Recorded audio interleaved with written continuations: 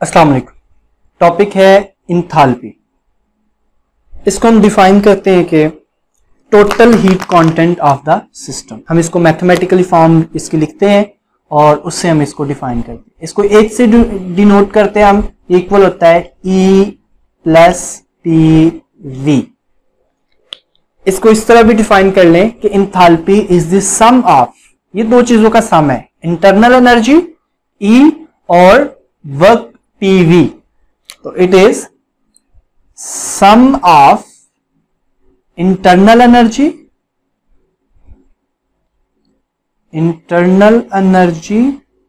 And product of PV,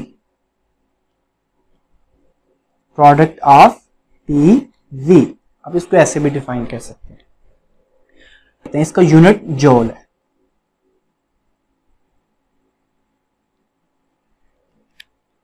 ये एक state function है, लेकिन आपने इसमें यह बात याद रखनी है कि हम H कांट बी मेजर्ड, लेकिन हम एक चीज मेजर कर सकते हैं और वो क्या है, del H can be measured. अब हम देखते हैं कि डेल H को हम किस तरह से मेजर कर सकते हैं। इसके लिए हमें कुछ मैथमेटिकली जो है वो देखना पड़ेगा। इसको हम इसको अब चेंज करते हैं। अगर हमने चेंज इन इंथाल्पी लिखना हो तो हम उसको इस तरह लिखेंगे, del H is equal to del E plus del PV।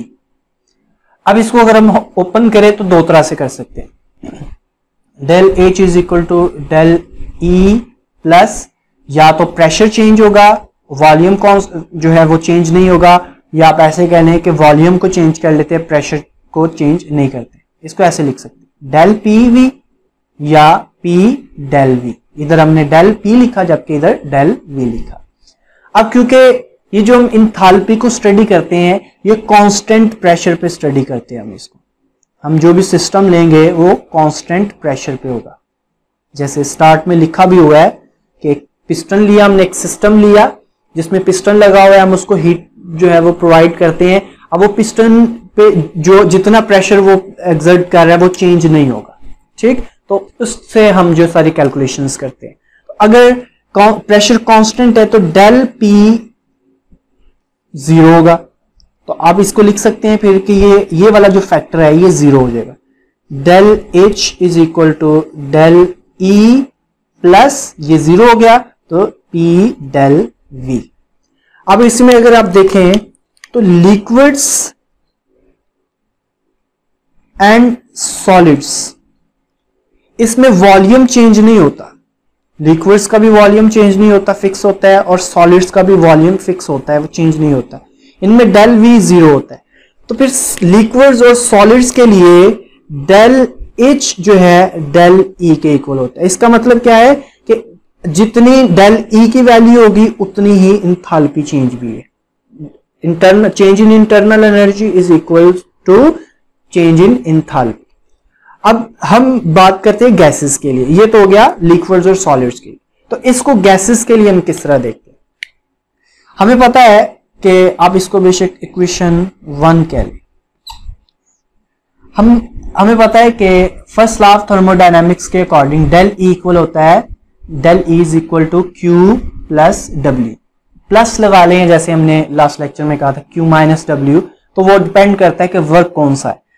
अब इसमें हमें पता है कि वर्क जो है, क्योंकि हम कह रहे हैं कि हमने सिस्टम में हीट को प्रोवाइड की है, जैसे एक हम सिस्टम बना लेते हैं, इसमें ये गैस है, हम इसको हीट प्रोवाइड कर रहे हैं।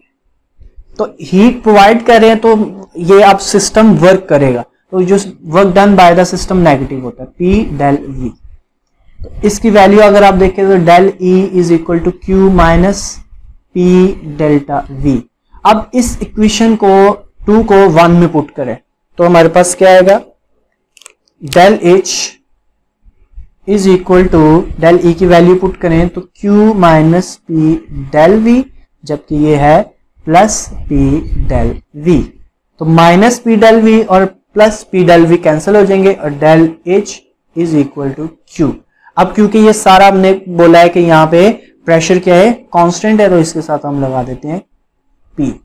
Del H is equal to Q P. इसका मतलब है कि कांस्टेंट प्रेशर पर हम सिस्टम को जितनी भी हीट देंगे वो इंटरनल जो उसकी इंथाल्पी है वो उसको चेंज कर दे। तो at constant pressure heat change is equal to enthalpy change, heat is equal to enthalpy change.